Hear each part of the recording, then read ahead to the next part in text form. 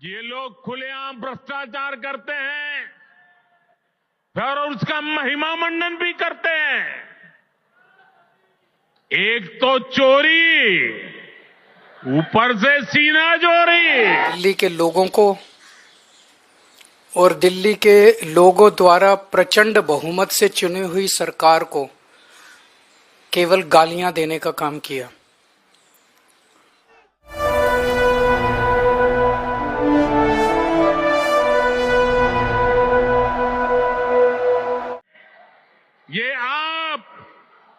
ये आपदा दिल्ली पर आई है और इसलिए दिल्ली वालों ने आपदा के विरुद्ध जंग छेड़ दी है।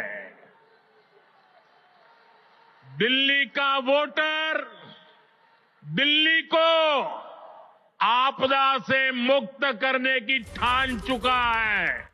आपको मुझे गाली देने की जरूरत नहीं पड़ती। मैंने 5 नए अस्पताल बनाए पिछले कुछ सालों में, आप 50 नए अस्पताल बनाते दिल्ली के अंदर, प्रधानमंत्री जी आपकी वाह वाह होती। लोग कहते भाई प्रधानमंत्री ने बड़ा। आपको आज 39 मिनट तक केजरीवाल को और मोहल्ला आम आदमी पार्टी को और दिल्ली के लोगों को गालियां देने की जरूरत नहीं पड़ती। पिछली बार याद करो, इसमें भी लिखा हुआ है, इनके संकल्प पत्र में लिखा है 40 पूर्वांचली समाज के साथ सबसे बड़ा धोखा किया है भारतीय जनता पार्टी ने। सबसे बड़ा धोखा पूर्वांचली समाज के साथ किया। हमारे उत्तर प्रदेश और बिहार के गरीब भाई दिल्ली में आते हैं, या तो पढ़ने आते हैं या नौकरी ढूंढते हुए आते हैं। उन्हें दिल्ली में किराए पे रहने के लिए जगह नहीं मिलती तो वो कच्ची कॉलोनियों के अंदर सस्ते किराए पे या तो ले लेते हैं जगह और या खरीद लेते हैं सस्ती कच्ची कॉलोनियों के अंदर। तो कच्ची कॉलोनियों में दिल्ली के अंदर लगभग मोटे मोटे तौर पे सब पूर्वांचल समाज के लोग रहते हैं। दिल्ली के अंदर कच्ची कॉलोनियों में 2014 के पहले कोई काम नहीं होता था, नरक की जिंदगी थी। 10 साल के अंदर आम आदमी पार्टी की सरकार ने लोगों को इज्जत और सम्मान की जिंदगी दी। हमने अपने पूर्वांचल समाज के भाइयों के लिए सड़कें बनाई, गलियां बनाई, स्ट्रीट लाइट्स लगवाई, नालियां बनवाई, सीवेज सिस्टम दिया, पानी की पाइपलाइन बनवाई, सीसीटीवी कैमरे लगवाए, मोहल्ला क्लिनिक बनाए, अस्पताल बनाए, स्कूल बनाए, उनको इज्जत की जिंदगी दी। 2020 में मेरे को याद है शायद 5 दिसंबर का दिन था जब हरदीप पुरी जी और ये आए थे और दिल्ली के लोगों को, पूर्वांचल समाज के लोगों को 2019 या 2019 के पहले वो प्रॉमिस करके गए थे 40 लाख दिल्ली की कच्ची कॉलोनियों के लोगों को हम मालिकाना हक देंगे, उनकी रजिस्ट्री कराएंगे। 5 साल में 25,000 लोगों की रजिस्ट्री हुई है, 40 लाख के मुकाबले 25,000 लोगों की। तो लोग कहने लगे हैं, जो कहते हैं वो तो कम से कम बिल्कुल नहीं करते ये लोग, और कुछ करे ना करे जो ये वादा करते हैं वो तो आप ये लिखवा लो कि ये बिल्कुल नहीं करते। आज प्रधानमंत्री जी बोले दिल्ली में आपदा आई हुई है। कई बार उन्होंने कहा दिल्ली में आपदा आई हुई है, दिल्ली में आपदा। आपदा दिल्ली में नहीं आई, आपदा भाजपा में आई हुई है। 3 तरह की आपदा भाजपा में आई हुई है।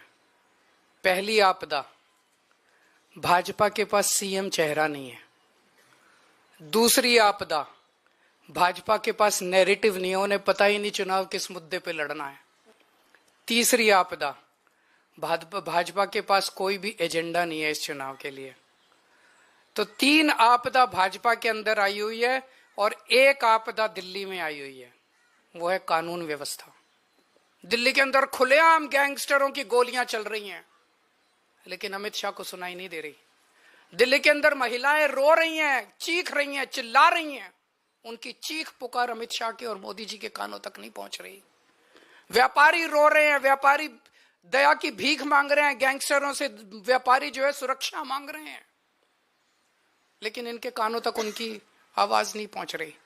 मैं प्रधानमंत्री जी से निवेदन करना चाहूंगा कि अपने अमित शाह जी को कहिए, अगर उनको थोड़ा सा समय सरकारें तोड़ने, जोड़ने, एमएलए खरीदने से समय मिल जाए तो थोड़ा सा समय दिल्ली की कानून व्यवस्था पे भी दे दें। और जो काम दिल्ली सरकार कर रही है शिक्षा में, स्वास्थ्य में, बिजली में, पानी में, महिलाओं के लिए, बुजुर्गों के लिए, उस काम को लोग आपदा नहीं आशीर्वाद कहते हैं। बीते 10 वर्षों से दिल्ली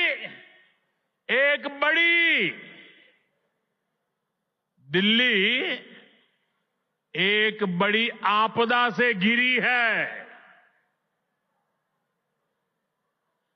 अन्ना हजारे जी को सामने करके कुछ कट्टर बेईमान लोगों ने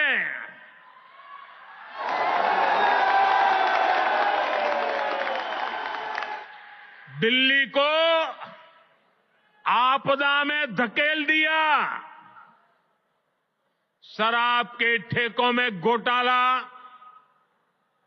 बच्चों के स्कूल में घोटाला, गरीबों के इलाज में घोटाला, प्रदूषण से लड़ने के नाम पर घोटाला, भर्तियों में घोटाला। ये लोग दिल्ली के विकास की बात करते थे, लेकिन ये लोग आपदा बनकर दिल्ली पर टूट पड़ी है। ये लोग खुलेआम भ्रष्टाचार करते हैं और उसका महिमा मंडन भी